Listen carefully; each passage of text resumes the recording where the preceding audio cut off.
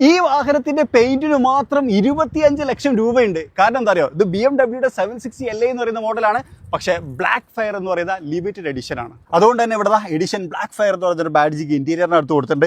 ഇനി ഈ ഒരു കളർ കോമ്പിനേഷൻ ഇല്ലേ, ഈ കളറിലേക്ക് മാറ്റാൻ സീറ്റിന് വേണ്ടി മാത്രം 15 ലക്ഷം രൂപ ചെലവഴിച്ചിട്ടുണ്ട്. ലെതറാണ്, നാപ്പ ലെതർ. ബവേഴ്സ് ആൻഡ് വിൽക്കിൻസിന്റെ സൗണ്ട് സിസ്റ്റം ആണ് കൊടുത്തേക്കണേ, അതിനുണ്ട് 10 ലക്ഷം. ഇതിനകത്തെ നമുക്ക് ടെമ്പറേച്ചർ ഒക്കെ നമുക്ക് ഇഷ്ടത്തിനനുസരിച്ച് സെറ്റ് ചെയ്യാൻ പറ്റും. ഇന്ന സമയത്ത് ഓൺ ആവണം, ഓഫ് ആവണം തുടങ്ങിയിട്ടുള്ള കാര്യങ്ങളൊക്കെ അത് നൈസല്ലേ. ഇനി ക്ലസ്റ്ററിലേക്ക് വന്നു കഴിഞ്ഞാൽ 2 ഹൈലൈറ്റുകൾ ഉണ്ട്. ഇവിടെ ഫ്യൂൽ ഗേജിന്റെ ഭാഗത്ത് നമുക്ക് ഇനി എത്ര ദൂരം പോകാൻ പറ്റും എന്ന് കാണിക്കുന്നുണ്ട്. ആക്ച്വലി നമുക്ക് അറിയേണ്ടത് അതാണ്, എത്ര ഫ്യൂൽ ഉണ്ട് എന്നുള്ളതിനേക്കാൾ കൂടുതൽ എത്ര ദൂരം പോകാൻ പറ്റും എന്നുള്ളത്. ഇനി RPM മീറ്ററിലേക്ക് നോക്കിക്കോ, നമ്മൾ എത്ര RPM ആണ് അവിടെ ബബിൾ ചെയ്യും. ഇപ്പോൾ 1 എടാ 2ലേക്ക് എത്തുമ്പോൾ 2 ബബിൾ ചെയ്യണം, 3 എടാ 4 ബബിൾ ചെയ്യണം.